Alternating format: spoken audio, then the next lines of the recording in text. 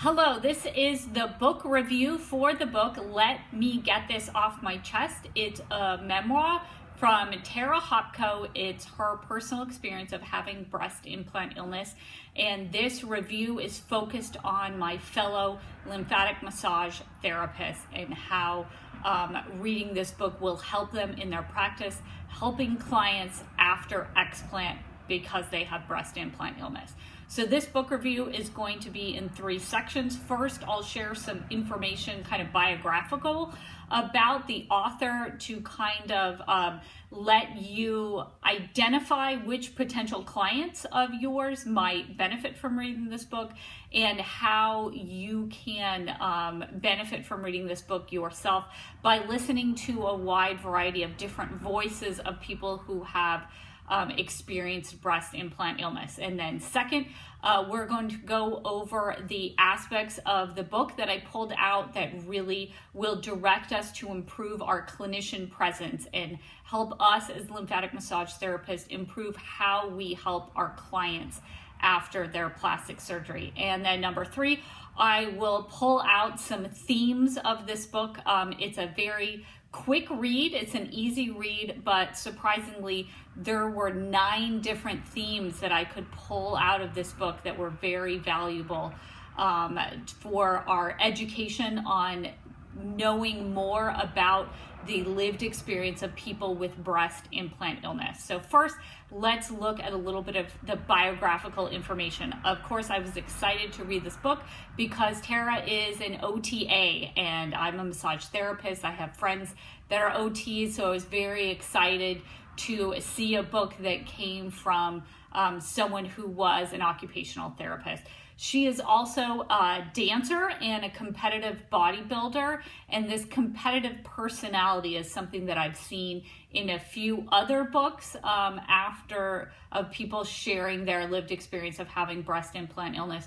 So perhaps if there was a client that had a competitive personality, they might see themselves a lot in this story. She's from New Jersey and she's a mom in her 30s. So this is a young voice talking to you about breast implant illness. I've done some other book reviews and read some other books where the woman was in her 50s. So it was a little bit of more of an experienced life voice. It's very refreshing and unfortunate that this is happening to someone in their 30s. But it's a very good to have the voice and hear her voice and hear her story of someone who's a mom to young children in her 30s and is going through this and how it affects her and how it affects her marriage. So let's get into some of the aspects that have helped me improve my clinician presence as someone who helps people after breast implant surgery. So this very first thing that I was really struck with was her sharing both at near the beginning and near the end of the book, her different operating room experiences, specifically what the last image that she was left with as she went under anesthesia, both when she was having the implants put in, when the nurse was yelling at her to just be quiet and go under, and then when she was explanting, when it seemed to, in her story, it was a much more nourishing and supportive operating room for her. She talks about how she was really affected and how she really enjoyed her doctor helping her feel pride in her self-care. She talks about feeling pride and pride being something that was very beneficial to her in her healing journey. So this is definitely something we can do as lymphatic massage therapists. When they tell their stories to us, we can pick out the part, hey, this is something that there's not an easy black and white test to say whether you have breast implant illness. Everyone who has taken the steps to research whether they have this illness and taken the steps to find that surgeon and get the explant, and then finally they're in our office seeking massage after their explant, every single step in this process is them showing up for themselves and showing up for themselves in that they care about themselves and they're focused on their own self-care. So we can definitely mirror that back to them. Hey, you could be definitely proud of everything that you've done to take care of yourself. She also talked about, how like she cried. As she shared her story, she cried. And as clinicians, this is a chance for us to hold space for our clients, because retelling this whole story of this journey they've been through, they are going to cry, and that is all right. But at the same point, she made a special point to mention that when she talked to the surgeon that was doing her explant, it was a visit where she understood, as part of their conversation, that the surgeon had read her files and wasn't just walking into this appointment, blind and asking, hey, tell me everything, tell me from the start, because that can be re-traumatizing to these clients, to have them share over and over again information that they've already given you, so that they're kind of wondering to themselves, did she even bother to read what I told her on the health history form? So it's very important to bring up things that you've read in their files, so they understand that you have read and you're focused on their case. Also, compassion.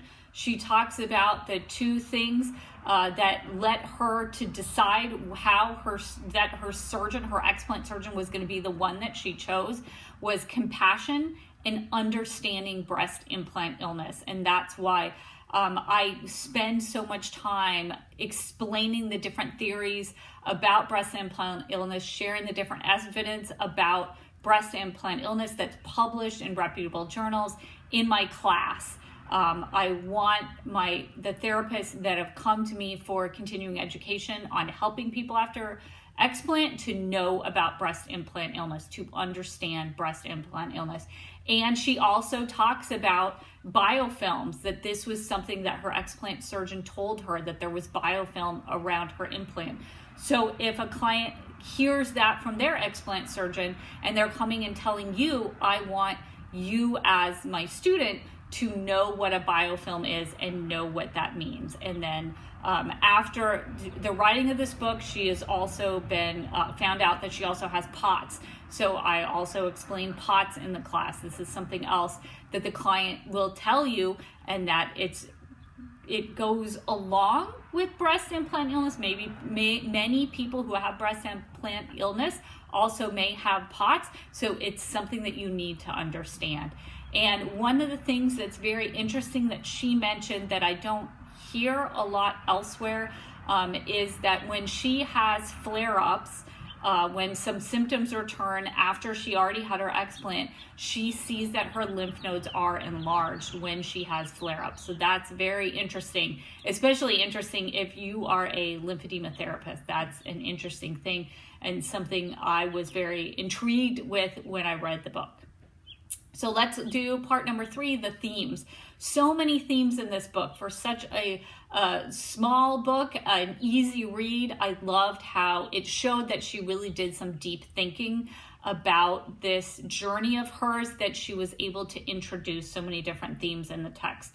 The first one is that she found out information about breast implant illness, and it came from the Healing Breast Implant Illness website, and she joined the Facebook group. So she is one of the many people whose journey in doing research started with that very famous, very large Facebook group. Another theme, self-forgiveness, that it was very important for her journey that she forgave herself, and that she understood that forgiving yourself is sometimes far more difficult than forgiving others. She also had a really interesting turn of phrase that I liked, that she was juxtaposing the fact that she had beautiful breasts, but they were causing her an ugly illness.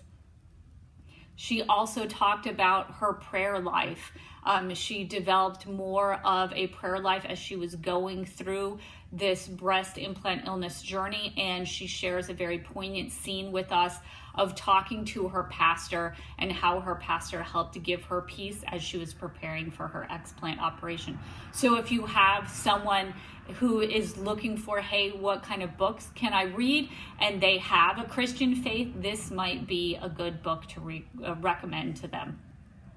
She likens her recovery after her breast implant illness surgery as driving down Lombard Street, which is a very crooked street in San Francisco, at full speed.